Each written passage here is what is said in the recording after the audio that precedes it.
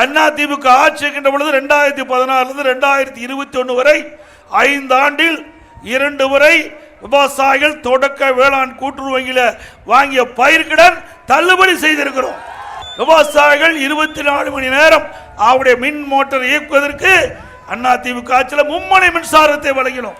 எந்த நேரத்தில் போனாலும் விவசாயிகள் தங்களுடைய மின் மோட்டாரை இயக்கலாம்.